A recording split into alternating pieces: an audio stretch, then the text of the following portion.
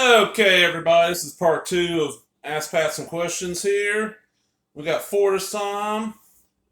And let's get the first one here. This is from CP out in Texas. Hey, Pat, I currently work at one of the many plants and refineries in Port Arthur, Texas. I know you worked in the Chevron for years. Any interesting things you saw while you're out there?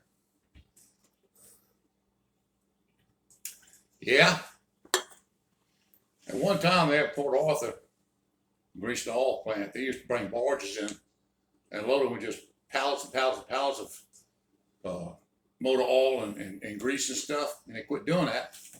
But they had an overhead crane that they would load the barges with. Well, the crane just sat there, wasn't used anymore. And an owl had made a nest and they would raise two little baby owls every year.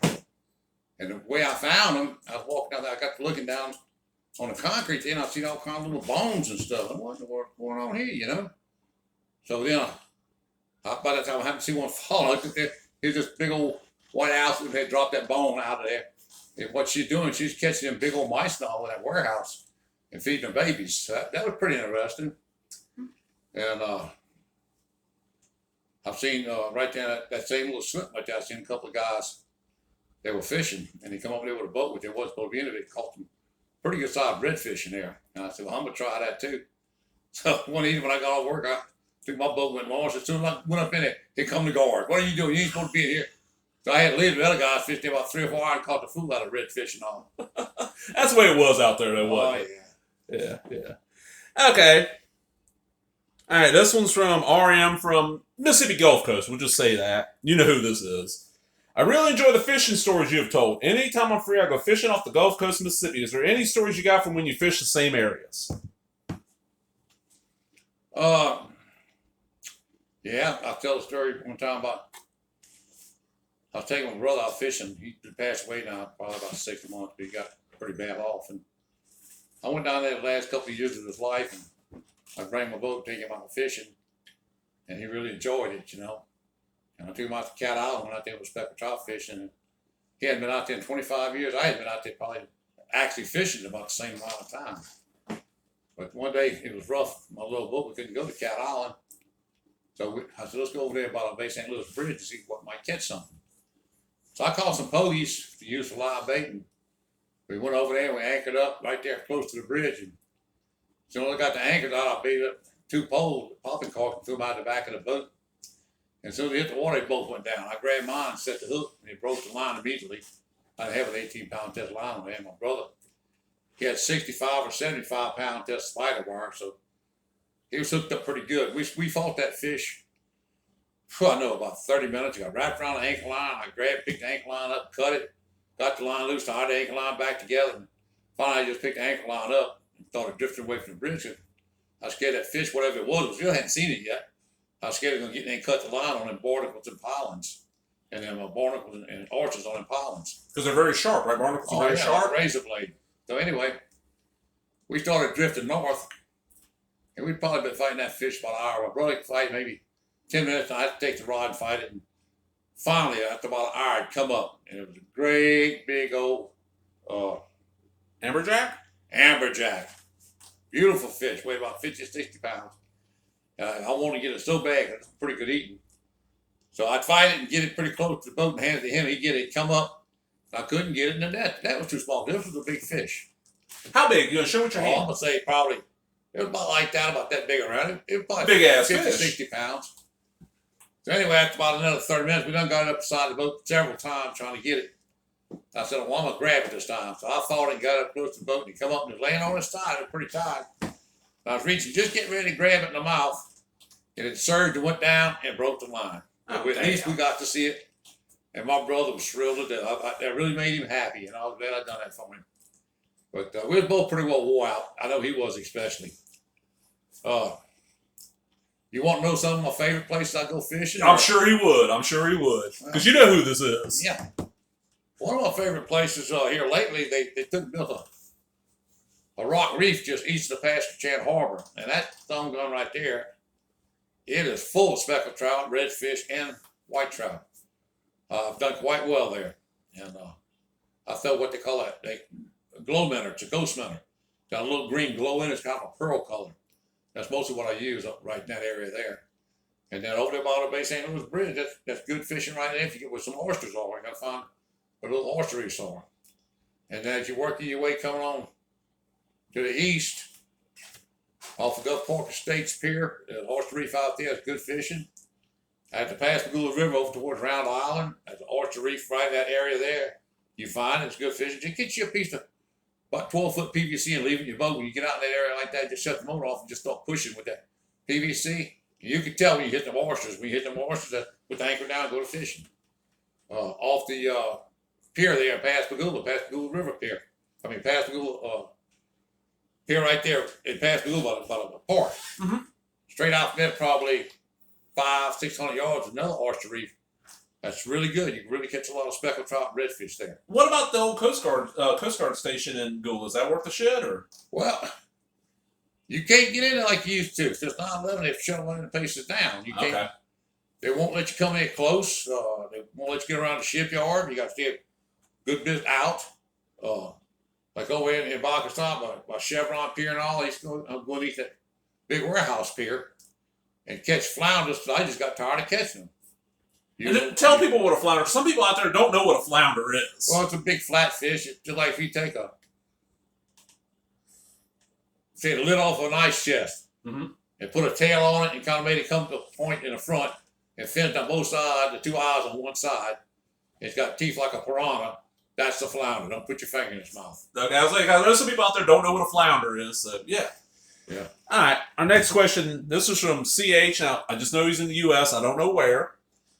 Hello, sir. YouTube recommended your videos to me. I saw some bearded guy on up here and thought I was going to get some kind of southern craziness. Instead, I got some funny and heartwarming and touching stories. I haven't watched all your videos so far, but plan on catching up soon. Thank you for your service. Where did you do your Navy basic training? I want to thank you for this shout out. I really appreciate it. And a lot of people do call me crazy. Some people don't think I'm crazy. So it don't matter to me. I'm just me. And I'll always be just me. But I done my basic training there in the Great Lakes, Chicago. And they call it the Windy City, and it is, believe me. Back then, boot camp was a lot different than it is now. Now, they got washers and dryers and all that kind of stuff. When I went in there, you got in the line, after you got through getting all your shots, they give you about a 2-gallon galvanized bucket, a scrub brush, and a bottle of some type of dishwashing detergent. They give you one set of clothes, whites. That's all you had. They give you no. You're kidding. They didn't give you no work clothes. It was whites. You wore your for work and everything. You wore the same BD you used for everything. White pants. You had a white jumper, and you had a white hat. Oh, you had the little white hat. Okay. And you get out there, and I'm gonna tell you, by the end of the day, after doing all the stuff you had to do, it get pretty grimy and pretty filthy looking.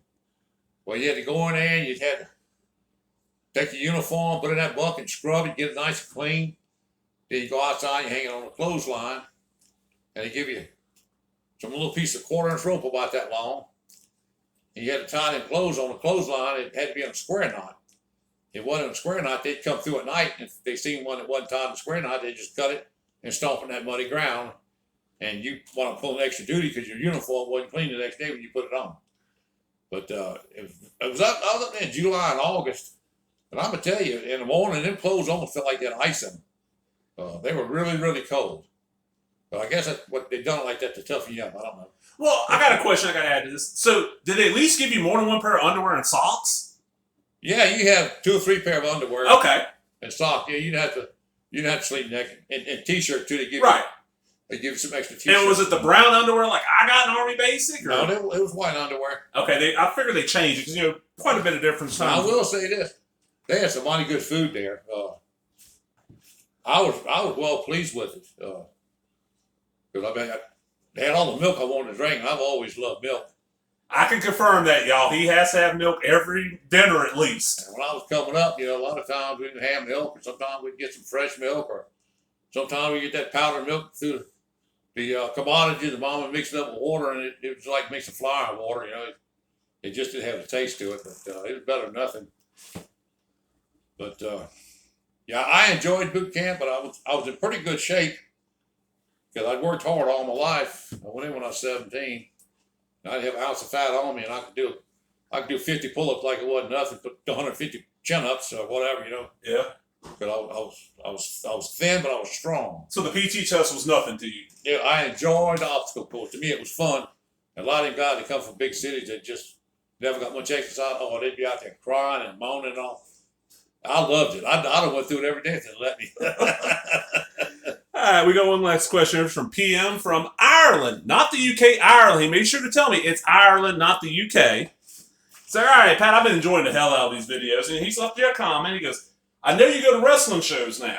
Tell me about some of the crazy fans you have seen at wrestling shows from your past and from current days. I appreciate the shout out all the way from over there. I really do. But me and my wife, when I got in the Navy, me and my wife was going together. We'd take mom and daddy, my mom and daddy, and we'd go down to Gulfport to the National Armory and go to the wrestling down there. I'm pretty sure it was on Friday night, it might have been Saturday night, I can't remember.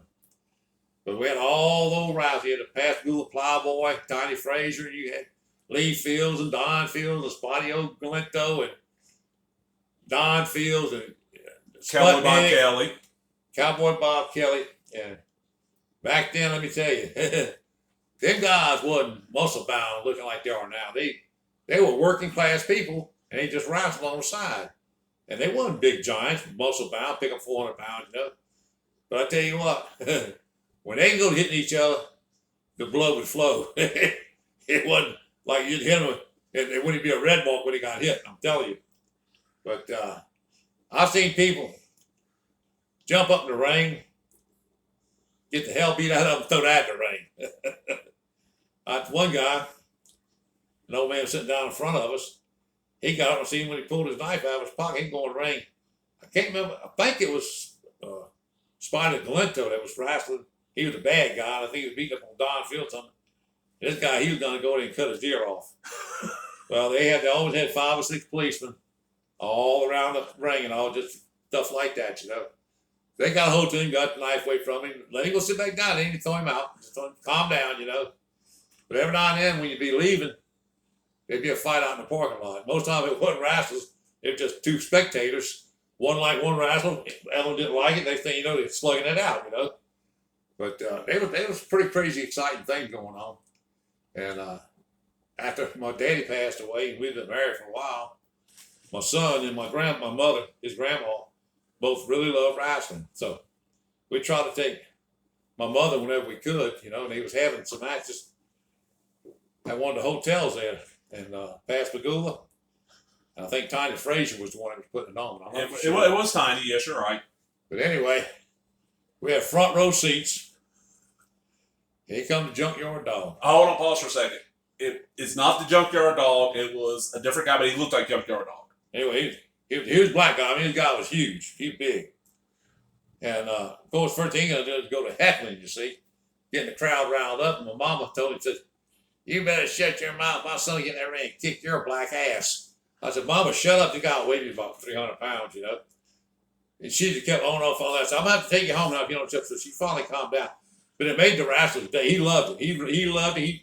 Well, once Mama said that, he was right in her face. Every time he was out near the ring, he was in her face. But I seen one guy tried to sneak a baseball bat in there, and they called him. He had it down his leg, walking like he had a wooden leg. It was a baseball bat. Jesus. He tackled him, took it away from him. There was a lot more fights in the audience back then than there is now. Now you hear a lot of people get up there and shout and holler and all like that, but you don't really see a lot of physical contact.